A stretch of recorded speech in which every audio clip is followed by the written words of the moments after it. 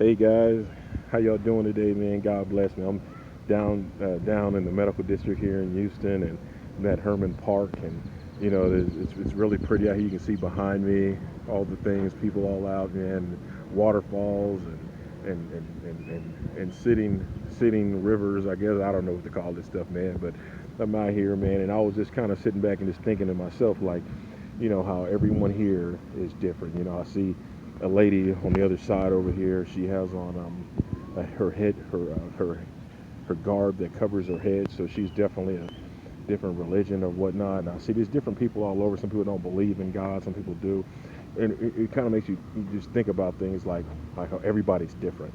Not everybody believes in God. Not everybody believes in the same principle. Not everybody believes in the same doctrine.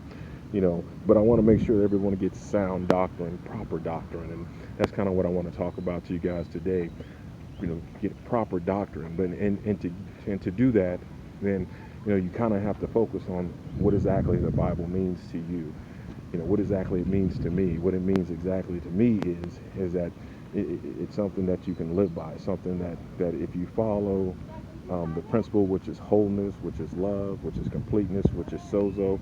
If you grace, if you follow this principle, you love everybody, and the Bible will just mean really, really great things to you. To everybody it's different, man. I have with me today a good friend of mine again, Pastor Chris, and she stopped by with us again, and so Pastor Chris, here he is right there. Hey, Chris. And so I'm gonna let Chris, kind of tell you guys how he feels about, what exactly the Bible means to him. For me, my definition of the Bible is that Don't touch anything like that. we all know that Bible stands for basic instructions before leaving Earth. But what are those instructions that Christ wants us to have? Right. We all know that He tells us to love Him with all our heart, mind, soul, and strength. Mm-hmm. And the second one is just like the first one, which is to love your neighbor just as yourself. Yeah. The more, with those two commandments and those two instructions, in the Bible, everything else begins to fall in line. Yeah. Sometimes we go, well, how can I apply the Word of God to my life? And James 1, verse 22 tells us that we just can't be a hearer of the Word, we have to be a doer of His Word. That's right. How many times have we asked God for something and we haven't received it? Yeah. I know I've been there before. I said, Lord, I want this or I wanted that. But Chris, He's always going to give you exactly what said. Uh-huh. He's always going to give you exactly what you ask for. Mm-hmm. You know what I'm saying? Or what He wants to give you. Uh-huh. You know what I'm saying? Like, you may say, God, I want, $1 million, but He may only give you 10,000 because that's what you need, because that's what you deserve. Exactly. That's what you can handle. You know Exactly, because He's going to give you nothing more or nothing less than what you can bear. That's right. He's not going to give you more than you cannot handle. He'll never overwhelm you. He'll always give you exactly what you can handle. And sometimes, even if, let's say for instance, if I won the lottery, I say about almost half over the $500,000 mark.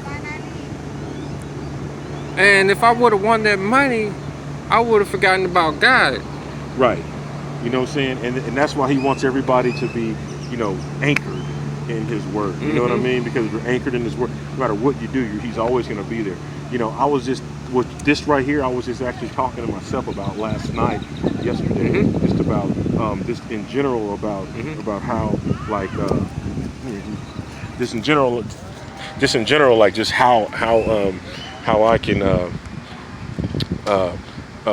like, no matter what I do from this moment forward in my life, I just can't go without God.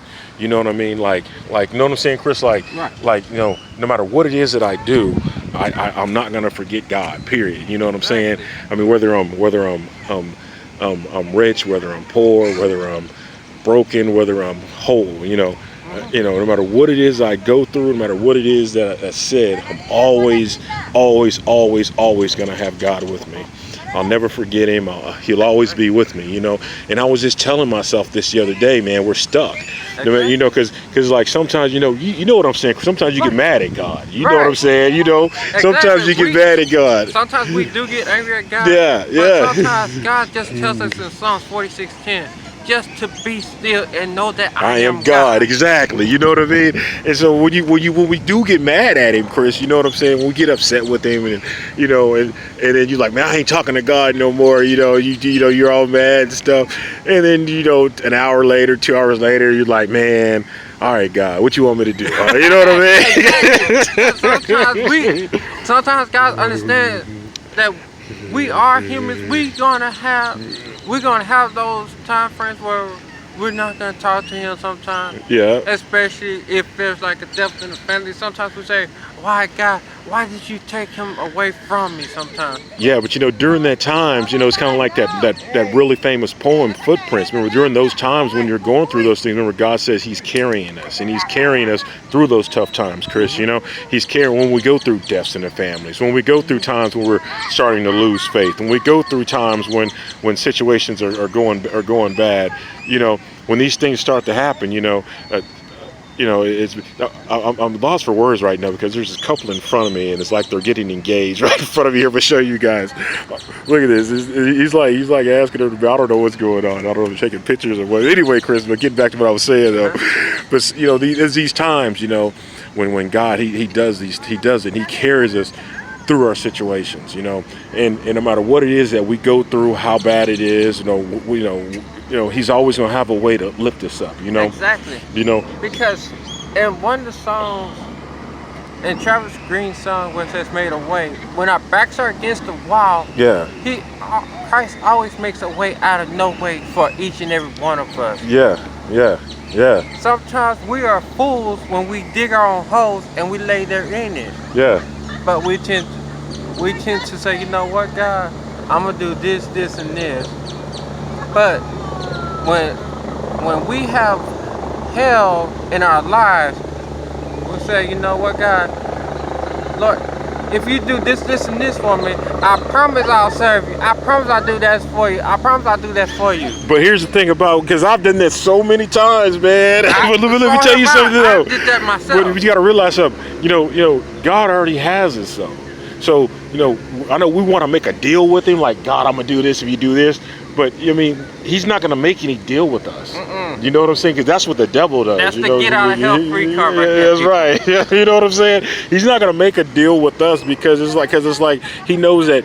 Okay, I mean, we have to realize, you know, we're in flesh. Right. You know what I'm saying? And we know that there's nothing good can come from flesh. You know that we'll always be liars, we'll always be cheaters, we'll always be no good. You know, kind of like what it says in Romans 7:21. Yeah. Because Paul actually had that fight within himself because he said, you know what, God, I want to do good, but evil's right there present. Each time I try to do good, I can't. And the things I find myself I don't want to do, I'm doing the opposite. Yeah, that's right, man. Sometimes we tend to say, you know what? Oh, the devil made me do this, the devil made me do that. The devil's sitting there saying, why y'all lying on me? That's exactly what he's sitting there saying. But I think y'all for giving me credit. That's exactly how he said it. You know, that's so true, man, because, you know, we like to blame everything on the devil, but the point is, it's us. You know, it's our flesh, you know, and just to kind of go back to, you know, what the Bible means to us, what the Bible means to each other, you know, it's just kind of like a bunch of evil beings, because that's all we really are. Yeah. You know what I'm saying? Evil beings. Saved by grace. Yes, saved by grace. Exactly, man. You know what I'm saying? There's no other way to put it. You know, just a bunch of evil beings being saved by grace, you know, and without grace, where would we be? You know, without wholeness, where would we be? You know, and grace extends this to each and every person. You know, you can receive grace, you can receive wholeness, you can receive sozo, you can receive all these things.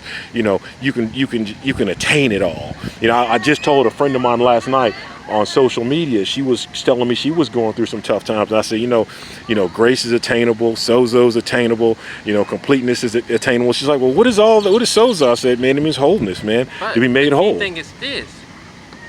You have to be willing. That's right. And humbly willing to accept that. Because with pride, we look at the story in Luke 18:9-14, the story of the tax collector and the Pharisee. Yeah. And you can hear this Pharisee as he's praying. Yeah. He's saying, I did this, I'm doing that, I'm doing this, and I'm doing that. Yeah. Yeah. But this tax collector, he's off in the far corner as humble as he can. He's beating himself on the chest saying, you know what, God, forgive me for a sinner that I am. That's right. You know, remember the part where they go to the place to pray. There was a tax. This might be the same story actually. The tax collector, he goes in front and he starts praying. He goes, I'm not like this guy over here. And the other guy's just kind of like, Lord, just save me. I'm saved over this guy. But remember, he was sitting there praying like, I do this, I do that. Yep. You know, he was shaking his own hand. You know, he was wagging his own tail. You know, like I do this, I do this. I'm not like this guy over here. But the fact of the matter is, those are the people that are in this world. You know, those are people who are out there who are always talking about how we call them holier than thou. My stuff don't stink. I'm always better than the next person. No matter what he does, I'm way more holy. You know, that's what Jesus came to abolish. That's what he came to get rid of, because those people are out here still. And the key thing is this: we cannot look down on each other. Yeah. Because we gotta look at it from this standpoint of view. What if everything that you had, you begin to lose it? Yeah. Slowly, piece by piece, slowly but surely. Yeah. And then you become homeless. Yeah. Yeah. And you're saying, God, what did I do? Why am I homeless?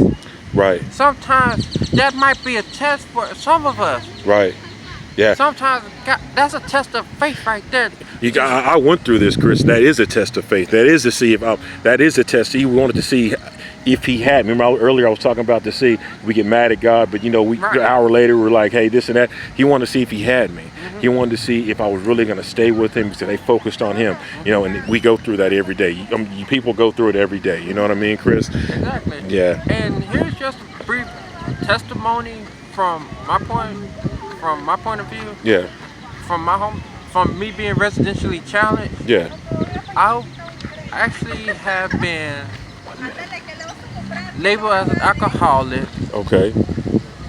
I was actually present with the Lord. Mm-hmm. And I told the Lord that I wasn't worthy to be in your presence. Mm-hmm. I'd rather die than just be in hell. Mm-hmm. And each time I tried to dive right there in the hell, there was the angels right there pulling me. Yeah. And I'm fighting with God, saying, God, I'm not worthy. Yeah. Just let me just die and go to hell. Yeah. The angels are right there still. They just grabbed me. This time they sit me down and say, and God just begins to tell me, you know what? I have a plan and a purpose for you. Yeah. You know what, Chris? Let me say this to you, man. You know, each and every one of us have gone through that. You know what I'm saying? Each and every one of us have gone through situations where, you know, where we've been broken down. You know, being broken down. You know, and you know. And that's what's, you know, honestly, you know, that's what Sozo's all about. You know, remember the lady in the Bible, Chris, who had the bleeding problem, you know, for 12 years. Remember, and her faith was just strong enough that she thought that even if I can just touch his shirt, touch his garment, the hem of his garment, you know what I'm saying? It can change me, because her faith was that strong. You know, and that's the kind of faith that God wants us to have. Exactly. You know, so when we're broken, when we're beaten down, we have the faith that can still move a mountain. You know, It says it only takes a mustard seed. Yeah, man. So, and we can tell those mountains be cast off in our lives. Yeah. And the question is this: what are those mountains in our lives? We gotta remember the story of David and Goliath. Yeah. We have some Goliaths within our lives. Yes, we do. But God has allowed us to conquer those giants in our lives, to be that inner David. Yeah. We know we all have that inner David in us, you know, to want to be able to tear down Goliath, you know, to want to be able to beat that mountain in front of us, to move it out of the way. You know, we all have that within us, but it has to be pulled out of us. You know what I'm saying, Chris? It has to be pulled out of us, and we have to go through tough times for us to persevere, for it to be pulled out of us. You know what I'm saying? Because with that perseverance, it's going to develop character. That's right, and that character is gonna develop you as an individual. Exactly. I can say a whole different other things, but this is gonna develop you, and God will know, like we said earlier, that He has you. Hey guys, thanks for listening to our conversation. You know, we're probably gonna sit here for a while and have more conversation on this issue. But thanks for tuning in to us, man. Thanks for Pastor Chris for joining us. Yeah, thanks for joining me again, guys. You know, we've enjoyed you guys, and listen. Just I want you guys to know and remember, you know, Sozo is attainable. You know, wholeness is attainable. Completeness is attainable. You just have to want it for yourself, you know. And, you know, once you do that, you can speak to these mountains. You can speak to these things in your life, and they'll move for you.